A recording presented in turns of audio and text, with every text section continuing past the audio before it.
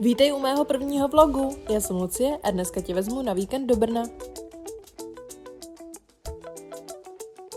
Můžeš. Dělej, ne? Vítejte v našem apartmánu. Právě jsme v Brně, kam jsme přijeli na 2 noci se ségrou a ukážu vám, kde bydlíme. Máme tady úplně všecko.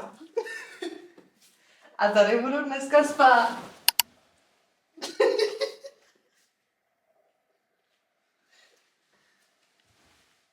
Je to můj první vlog, takže já vůbec nevím, co mám říkat. Ale ještě tady máme kuchyň.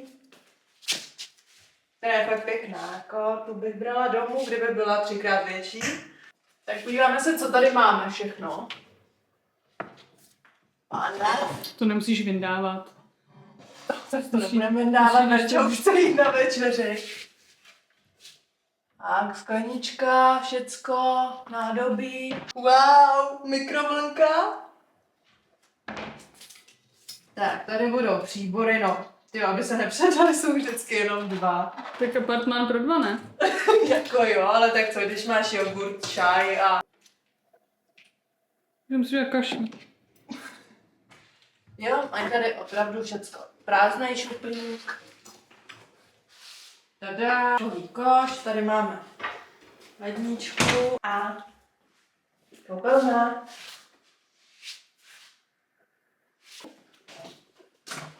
Koupelně je fén, takže super. Můžeme si umýt hlavu zítra po pilates. Co ještě? Tak, tady se budu ráno líčit.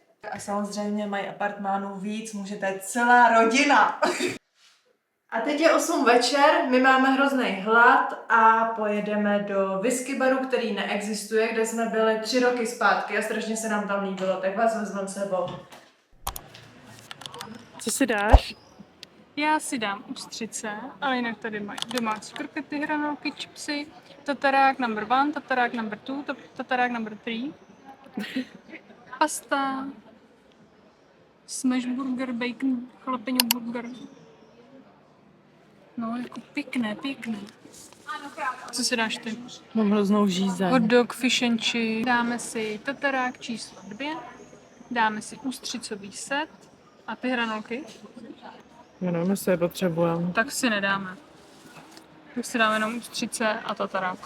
Takže tohle je vtipný. Mysleli jsme si, co tady mají všechno za jídlo. Říkala jsem si, to je hustý, oni vařejí fočko, zároveň i fish and chips, Zároveň sushi i a tacos. takosky. No, oni to jsou koktejly. A je to tady napsaný samozřejmě nám. My jsme si to nevšimli. Tada, na zdraví. Na zdraví.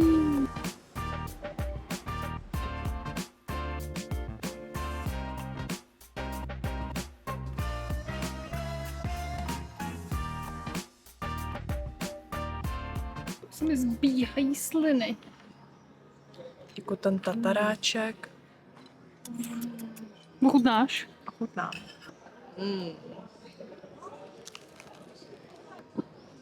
Lucka schvaluje.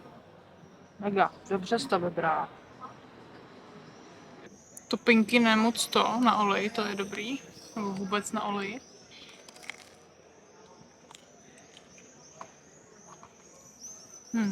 Dobrý veď. Jako fakt dobrý. Detail na ústřici. Zakápnu citronkem opečeným. Takhle se to jí, jo. Tutoriál. Tohle je profík. Ochutnala ústřice už skoro všude. Obradě, ale dobrý. Kdekoliv mají ústřice, Merča je dám. Já měla svoje poprvé A naposled, v Paříži. dala jsi se pak ještě někdy, nebo ne? Ne, Tak chceš jednu? pokud jsi mě nedonutila, už si to nepamatuju a nechci. Byl to hnus. Dobrou chuť.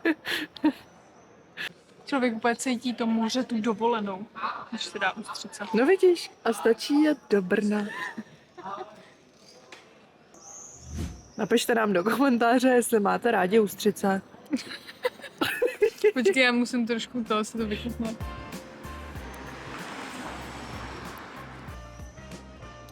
No hlavně my jsme si tady minule prostě strašně moc pochutnali a teď jsme jeli přes půlku Brna, aby jsme šli zase sem. A udělali jsme dobře, no. Přesně. Sice mají jiný meníčko než 3 roky zpátky, ale ústřice mají Nečekaně. pořád a tatarák taky. A hranolky taky. Dobré ráno, Brno. Právě 10:28, máme po pilates lekci a vyrážíme na branč. Měli jsme tady krásný pilates na střeše s krásným výhledem na Brno. Jak jsi to užila, jak jsi to líbilo? Bylo to super. Šla bych znova. Bylo vedro. Na to, že jsme šli v 9:30, tak jsme čekali, že ještě jako nám bude třeba zima a už tady je skoro 30 stupňů.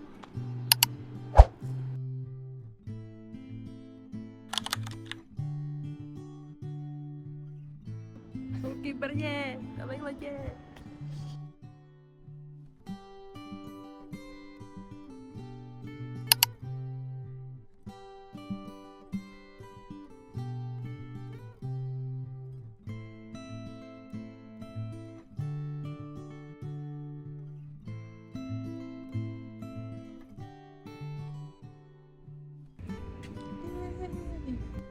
Je to tady moc hezká budova.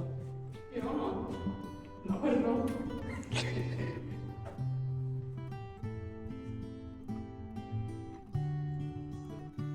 Bych nikde nechyběla náhodou. To je dobře. Společný vlog. Těšíš se na branč? Já se těším, až budeš mít sestříhaný to video. No, tak snad se dočkáme. Po cvičení zasloužená odměna, šlo se rovnou na branč. Pokud si stejně jako já neumíš vybrat jen jednu věc z menu, tak tohle místo je perfektní, protože tu mají snídaňové sety. Takže ochutnáš od všeho trochu. Mega dobrý. Dala jsem si jejich signature set, vejce benedikt, avokádový chlebí, koblížky, mango sticky rice a pomerančový džus a ségra šla do vegan varianty. A co je moc hezký, myslí tady i na 4nohé návštěvníky, mají vlastní psí menu a dokonce adoptivní kávu, ze které jde 25 Kč na podporu projektu Ministerstvo zvířat. Dobré, jak má jídlo? Jak tě chutnal branč? Bylo to super, ale jsem strašně přejedená velkou porce. Jo, no, teď bych šla spát. Tak jdem na ubytko. Pak jsme si dali procházku městem, my jsme tady pořád procházkovali, odpočinuli si na ubytku, já jsem dokonce usnula a chystali jsme se až večer ven.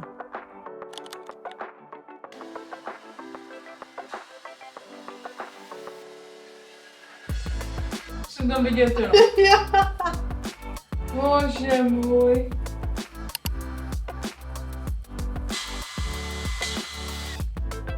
Ježiš, já jsem si chtěla udělat linku a to je katastrofa.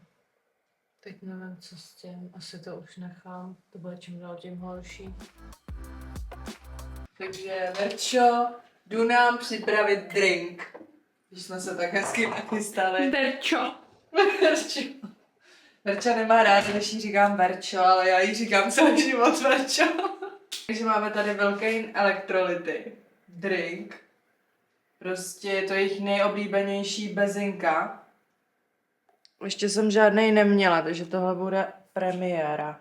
Měla jsem jenom ty v prášku. Vypadá to zajímavě. Barvička. Dřív jsme míchali tady vodku a tak. Dneska nemícháme nic a dáme si Vilgain elektrolyty. To byl ten vtip. To byl ten vtip? No to je vtipný. To je život, no. To je život. Jdem na to. Na zdraví. Jdeme dát taste test.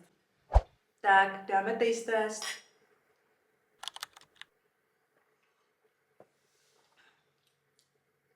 Dobrý je to. Dobrý. Plně fresh. To lepší než to malinový, co jsem měla. Mně chutná asi víc ta okurka. A nebo teďka máme grab doma. To je taky super. Ale to je dobrý. Ale tady doma to máme z prášku. To je vlastně nic dobrý. Já jsem taky komentovala tu Jo. malinovou zprášku. Když jsem poslouchala při tom natáčení, tak jsem říkala, že jsem tohle ještě nikdy neměla. Ten jejich drink. To Žádný, jo. Ne, ty jo. Já nějaký měla, ale vůbec nevím, jakou příchuť. V tomhle tom balení. V tom balení. jsem si objednávala domů, tak jsem tam přihodila nějaký drínčíky a to byl jeden z nich. No. Tak, dobrý. Můžeme vyrazit na véču. Na neapolskou pizzu. Jo, tak jsme se nachystali, vlnky jsme si udělali a vyrazili jsme. A venku už hřmělo. Nádherné počasí.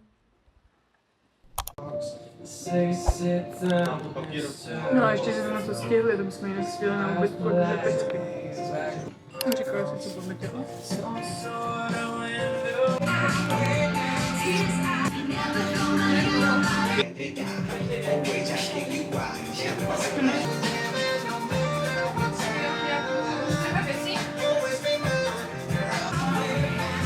No, já mám ráda.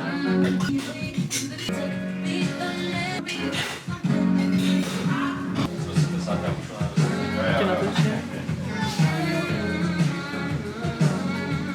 Tyjo, mega dobrý. Jo. Jsem dlouho neměla gin tonic. Tak jsi měla poslat drink.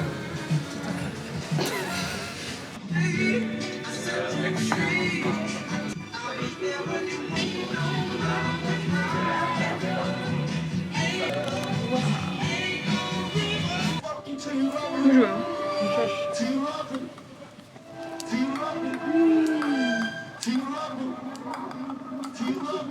Mega.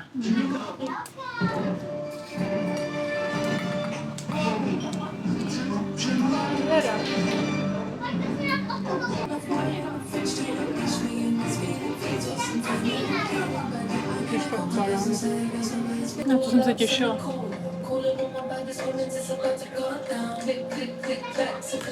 Nádhera.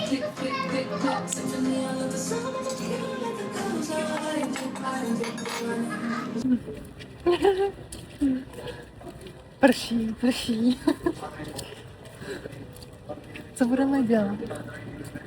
Budeme odpočívat. Co se dělá, když prší a jste na výletě a nechcete být na úbytku? Takový vedro. Čau, Lucko, kam jdeš? Dobré ráno, je tady další den. Včera jsme toho moc nestihli, protože byla bouřka, pršelo, takže jsme to zakončili pizzou a drinkem ve 4 pokojích. Dneska jdeme do vily Tugendhat, která je pořád zavukovaná, takže se jdeme podívat bohužel jenom zvenku, ale aspoň máme důvod se vrátit do Brna. Měli jsme tu 40-minutovou komentovanou prohlídku vily zvenku za 200 korun, během které jsme prošli zahradu a terasy a dovnitř jsme nakoukli jen přes okna. Můžete se sem mrknout samozřejmě i bez prohlídky, zahrada je během otevírací doby přístupná zdarma, ale průvodce doporučujeme, určitě je to zajímavý.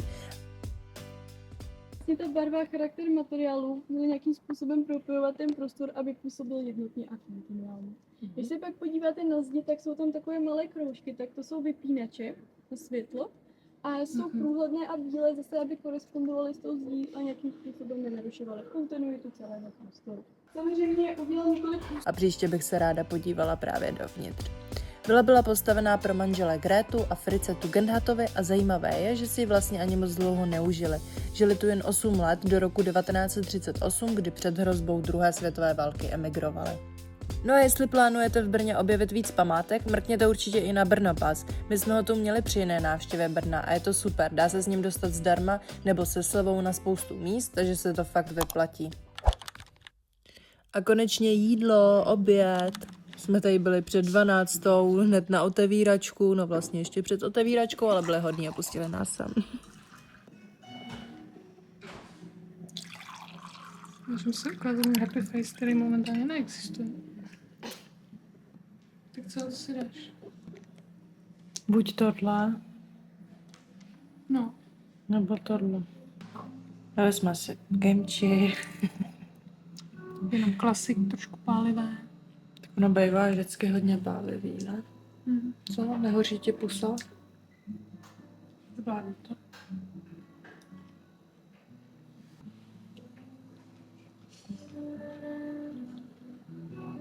Ne, to pikantní. Ale dobrý. Jsem dlouho neměla kimchi. Chceš rozsvítit? Ti rozsvítí. Wow, upgrade. Tak, takhle vypadá Instagram. Takhle vypadá realita. Tada.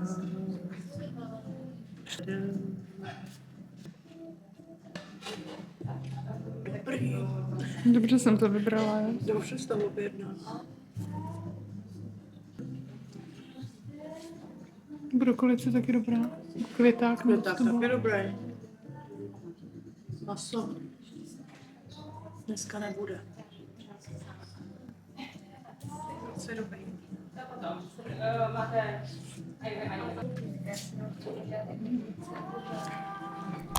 Tak teď jsme měli fantastický rámen. Kdo by to čekal? Byli jsme ve vegetariánské restauraci. Nemám ráda restaurace bez masa. A měla jsem nějaký rámen prostě s květákem smaženým. Byl strašně dobrý, celý jsem to snědla. Bylo to teda naše první jídlo dne, protože jsme byli nějaký pomalý ráno. No ale chtěla jsem vám říct, že jsem využila Taste, kde je právě ta restaurace. Mají tady bao 1+1 nebo rámen plus předkrm. My jsme si dali rámen plus kimchi. Když využijete můj kód C2H3HF, tak můžete mít měsíc zdarma z Taste. Já už jsem díky tomu ušetřila skoro 9 000, uplatnila jsem 38 dílů a je to v Liberci, v Praze, v Brně, v Bratislavě, v Polsku už, no na Slovensku, no prostě skoro všude, takže to využijte. To je super tip. Tak teď se jdeme podívat na hrad Špilberk a projít si okolní park. Pokud je krásný výhled na Brno. Víme, Tady kde. byli několikrát, takže Já si to vůbec nepamatuju. premiéra, ale pamatujeme si prd, takže jdeme znova. Pojďte s námi. Jej, kterým směrem jdem? Kudy půjdem? Už zase chodíme. My furt tady jenom trajdáme po Brně. Včera jsme měli prostě 16 000 kroků, abyste si nemysleli, že jsme se flákali. I když jsme nic nenatočili, tak my jsme furt chodili. No a ve čtvrtek to bylo taky 16 000 kroků, no tak dneska to musíme dohnat. Jak jsem říkala, je tady krásný výhled na Brno. Když budete v Brně, doporučuji si vyšlápnout i na Špilberk. Prošli jsme si tu jen areál, ale i tak to stojí za to. Je to kousek z centra, procházka nahoru je moc hezká a jako bonus máte Brno skoro jako na dlani. V cíli každého výletu se těším na točenou kofolu. To tady bohužel nebyla, ta mi chyběla, ale limonáda byla taky dobrá. Wow, to je výhled. To je hezký, viď?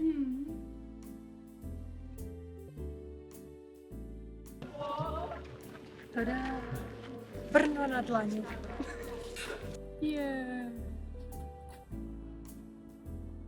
To je krásný, veď. Jo, je to fakt pěkný tady. Barevný celý. Nebíčko vyšlo. V Liberci teď už leje. Rádi, že to víme. No, tak já tam pojedu pak, ne? Já bych tam byla, Teď už vyrážíme pro kufry a jedeme do Prahy. A na závěr ještě moc děkujeme Twill Apartment za krásné ubytování. Apartmány jsou úplně nové, tak jdeme domů.